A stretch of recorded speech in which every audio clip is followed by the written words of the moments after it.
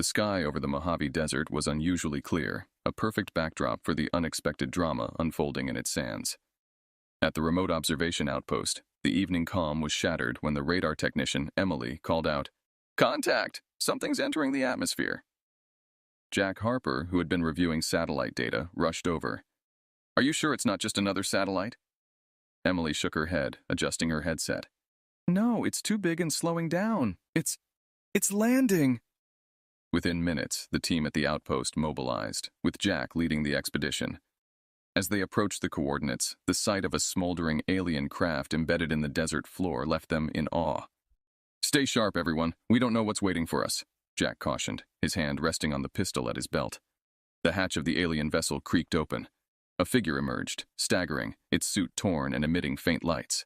Jack stepped forward, his palms open and facing outward in a universal gesture of peace. "Hello, we mean no harm," Jack called out. The figure paused, its helmet retracting to reveal a face unlike any human's, with translucent skin and bright, intelligent eyes. The alien spoke in a raspy voice. "Help, please." Jack approached slowly, offering his hand. "I'm Jack Harper. How can we assist you?" "My name is Soren of the Corvin," the alien introduced itself as it steadied its breath. "My people are peaceful explorers, but the Dradens, they follow us. They will come for your planet now." Jack's team exchanged nervous glances. "How can we prepare? Can you tell us what to expect?" Soren nodded, leaning heavily against the hull of his ship. "I can provide technology, information, but you must promise to protect my crew." Jack didn't hesitate. "You have my word. We'll do whatever it takes." As they helped Soren and two other Corvin crew members into their mobile unit, Jack's mind raced. Earth was about to enter a conflict spanning the stars, and time was not on their side. Back at the outpost, Soren shared his knowledge. "The Dradens are conquerors, relentless and cruel, but your species has potential. With our help, you can stand against them." Jack worked late into the night, poring over the alien blueprints and schematics Soren had provided. The designs were beyond any human technology, but with the looming threat, mastering them was their only chance. "We start training tomorrow," Jack decided, his determination unwavering. "It's not just about survival anymore. It's about defending our home." As the first light of dawn broke over the desert, the weight of their new reality settled in. Earth was no longer just a solitary planet in a vast universe, but a pivotal battleground in an interstellar war. Inside the secure conference room at the United Nations headquarters in New York, Jack Harper stood before a gathering of world leaders, his face illuminated by the glow of the presentation behind him. Each seat was filled, a rare occurrence that underscored the gravity of the situation.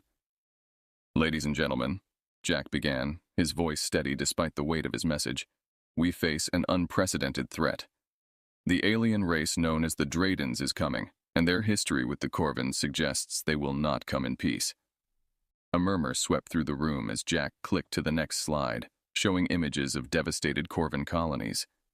These were thriving communities just like ours, destroyed by the Dradens' greed. "We have a chance to prepare, thanks to the Corvin survivors who sought refuge with us."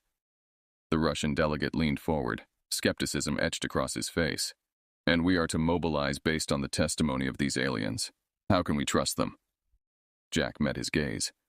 "Because we've seen their technology and what it can do. Because they came to us in peace, and because we know what happens if we do nothing." The Chinese ambassador raised a hand. "What exactly are you proposing, Mr. Harper?" "We unite," Jack stated plainly.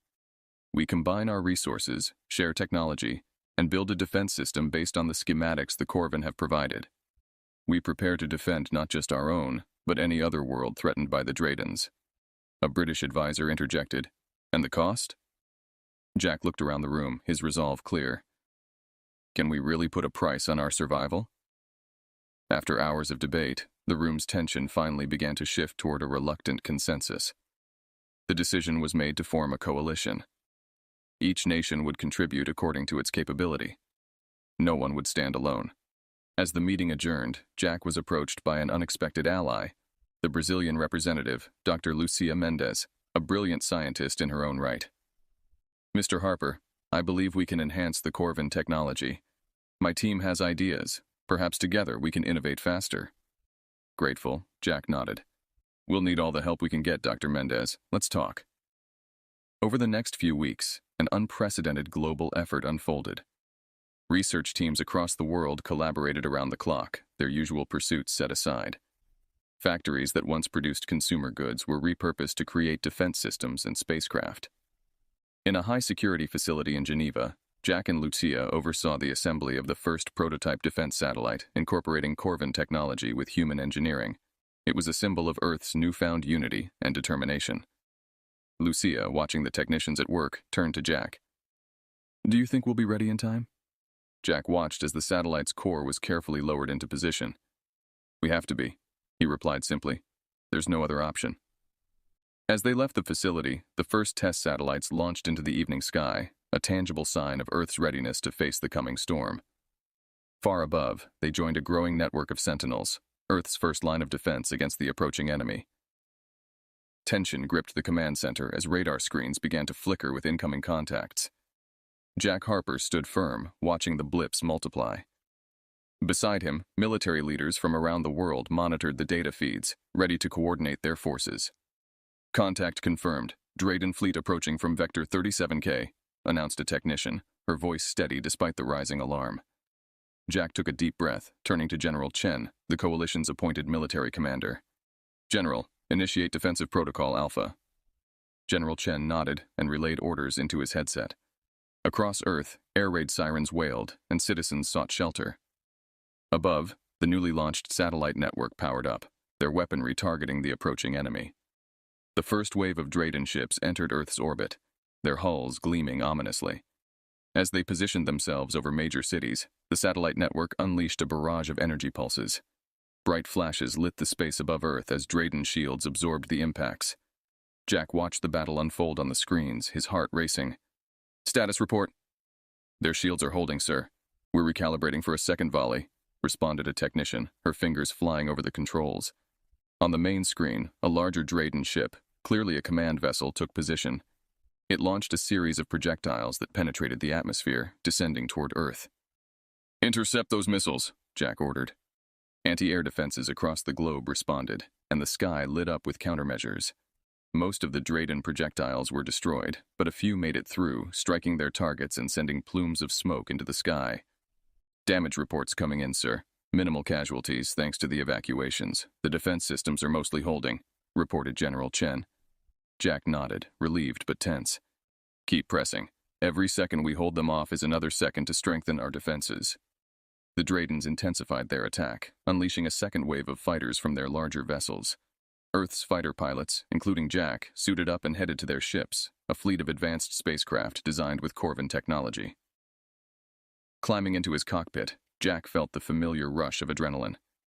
He led a squadron into the fray, weaving through the chaos of battle. The sky above was a storm of energy beams and explosions. "Harper to squadron, focus on those fighters. Protect the satellites," he commanded over the comms. The dogfights were intense, with Earth's pilots testing their limits against the Drayden invaders. Jack downed several enemy ships, his targeting systems locking on with deadly precision.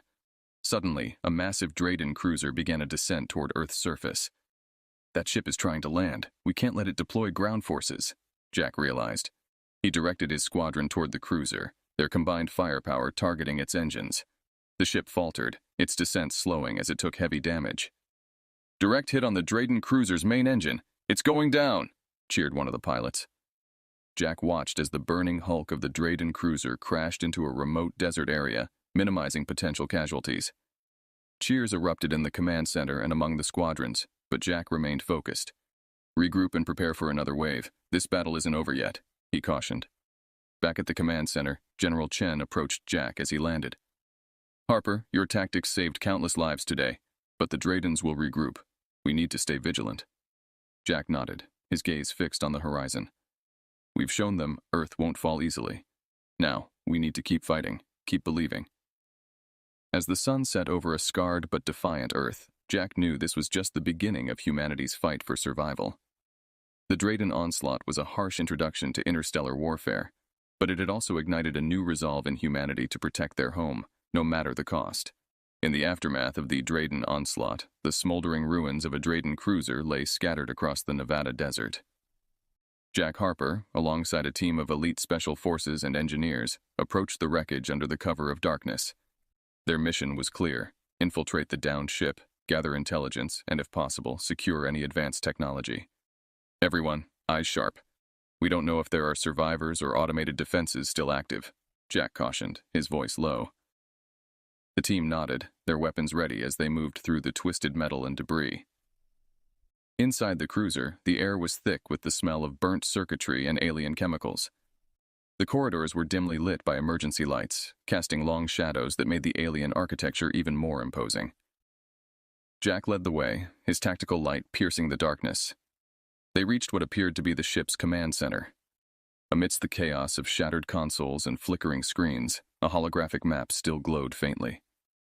Jack gestured to the tech specialist, Lieutenant Garcia, to begin the data extraction. Garcia worked quickly, connecting his portable device to the alien console. I'm in, but it's complicated. Their encryption is unlike anything we've seen before. As Garcia decrypted the data, the rest of the team secured the perimeter. Suddenly, a low groan echoed through the ship.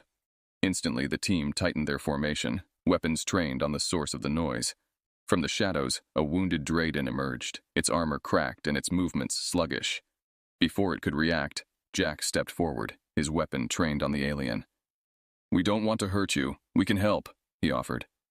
The Drayden hesitated, then, recognizing its dire situation, it lowered its weapon. Help me, it rasped in broken English, surprising the team with its ability to communicate. Jack kept his weapon ready, but nodded to the medic to provide first aid.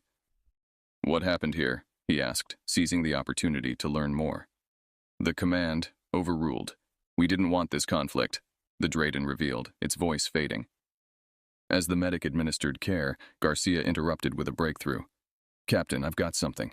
This map, it's not just navigational. It's a network of Drayden-occupied worlds and their strategic resources. Jack studied the holographic display, a web of connections and nodes spreading across the galaxy. This could change everything. We can find their weaknesses, predict their moves.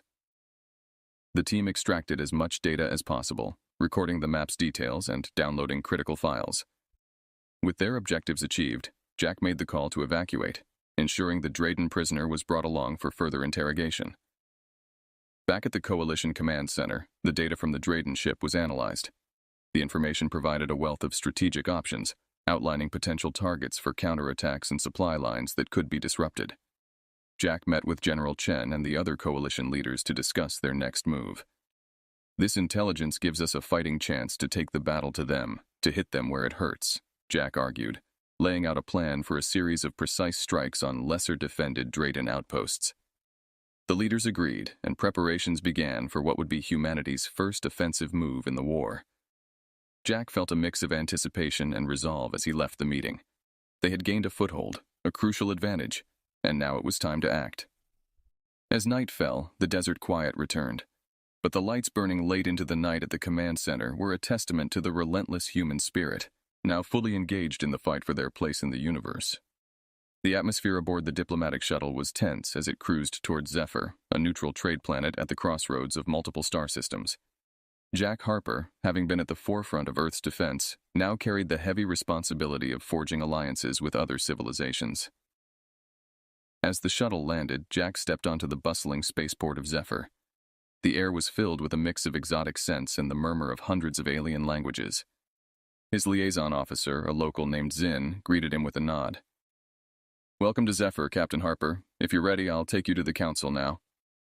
Jack followed Zinn through the crowded streets, his eyes taking in the colorful market stalls and diverse inhabitants of Zephyr. He marveled at the peaceful coexistence of so many different species, a stark contrast to the battle-scarred Earth he had left behind. In the council chamber, representatives of various races gathered, their expressions ranging from curious to cautious as Jack was introduced. He wasted no time, laying out the situation with the Draydens and Earth's recent encounters. Ladies and gentlemen, Jack began, his voice firm, I stand before you not just as a representative of Earth, but as a defender of our shared freedom. The Draydens pose a threat not only to us, but to all civilizations that cherish peace. A murmur swept through the chamber. A Trini representative, a being covered in luminous scales, spoke up. Why should we involve ourselves in your war? What can you offer us in return?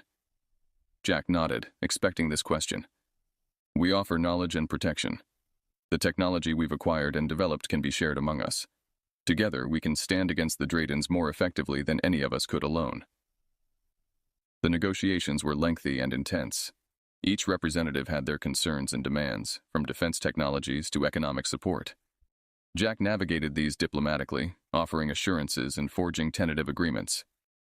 After hours of discussion, the chamber began to sway towards a consensus. The Zuvoki, a race of skilled engineers, were the first to formally pledge their support, intrigued by the technological advancements Jack proposed. Others followed, drawn by the promise of mutual protection and shared advancements. With a coalition of alien races beginning to form, Jack and his new allies planned their next steps. They agreed to share intelligence and coordinate defense strategies. A joint command was established on Zephyr, symbolizing their united front. As the meeting adjourned, Zinn approached Jack, a smile breaking through his typically stoic demeanor. Captain Harper, it seems you've ignited a spark of hope here today. Jack smiled back, feeling a mix of relief and determination. Let's hope that spark catches fire, Zinn. We're going to need all the help we can get. Leaving the council chamber, Jack looked up at the stars, now not just as distant lights in the sky, but as homes to allies. He knew the road ahead was fraught with danger, but for the first time since the Draden threat emerged, he felt a real hope that they could defend not just Earth, but all worlds threatened by tyranny. As Jack returned to his shuttle, the agreements made today echoed in his mind, a solid foundation for what he hoped would be a turning point in the interstellar war against the Dradens. The battle for Earth had evolved into a galactic struggle for freedom, and humanity was no longer fighting alone. With a newfound alliance bolstering their ranks, Jack Harper coordinated a series of guerrilla attacks against the Draden outposts scattered across contested star systems. The strategy was clear: hit fast, hit hard, and retreat before the enemy could regroup. It was a style of warfare that the Dradens, accustomed to straightforward battles, were ill prepared for. Aboard the command ship Liberator, orbiting the resource-rich planet of Minara, Jack briefed his mixed team of human and Zuvoki pilots. Our target is the Dradan fuel depot on Minara's third moon. We cripple their fuel supply, we slow down their fleet. Precision is key. The pilots nodded, their faces set with determination as they climbed into their crafts, which bore the markings of their respective civilizations, a symbol of their unity. Jack watched from the command deck as the squadrons darted towards the moon, their ships a blur against the backdrop of space. The attack was swift. Plasma torpedoes rained down on the Draden depot, igniting the fuel reserves. Explosions lit up the moon's surface, casting a fiery glow that could be seen even from orbit. Jack monitored the operation, the screens on the Liberator flashing with updates. Depot is destroyed, Captain. Mission successful, reported Lieutenant Sia, her voice a mix of relief and triumph. Good work. All units execute retreat protocol Delta, Jack ordered. The pilots expertly maneuvered their crafts out of enemy range, leaving behind a devastated Draden facility. But the victory was not without cost. The Dradens, enraged by the attack, launched a counter-assault on a nearby Allied outpost on Tavos. Jack received the distress call while the pilots were still en route back to the Liberator. We have Draden fighters incoming. We need immediate support. The voice crackled over the comm. Without hesitation, Jack directed the returning squadrons to divert to Tavos. Protect that outpost, he commanded, the weight of command heavy on his shoulders. As the battle unfolded on Tavos, Jack coordinated the defense from the Liberator, his eyes never leaving the tactical displays. The Allied forces, though caught off guard, responded with fierce resistance. The Dradens found themselves in a chaotic dogfight, their numerical advantage nullified by the superior tactics and teamwork of Jack's coalition. The skirmish lasted hours, stretching into the cold Tavos night. Finally, the Draden forces, unable to secure their objective, retreated into the darkness of space. The outpost was battered but held firm, a testament to the resilience of the coalition. Back on the Liberator, Jack addressed his team, his voice weary but proud. Today we've shown the Dradens that they can no longer bully their way through the galaxy. We stand united, and we will take the fight to them, wherever they hide. As news of the victories spread across the Allied networks, morale soared. Civilizations that had once cowered in fear of the Dradens now rallied under Jack's banner, eager to contribute to the cause. Each victory, each act of defiance, strengthened the bonds between the Allied races and forged a formidable force against their common enemy. With the tide of war slowly turning, Jack knew the real battle was just beginning. The Dradens would retaliate, and he needed to be ready. But for now, he allowed himself a moment of quiet satisfaction as he gazed out at the stars, a sky no longer filled with threats, but with possibilities. The Coalition's momentum built rapidly, culminating in a daring plan to strike at the heart of Draden power, Dreda, their home planet. Jack Harper, standing before his assembled commanders in the war room, pointed to the holographic map displaying their target. "This is our moment," Jack declared, his voice resonant in the silent room.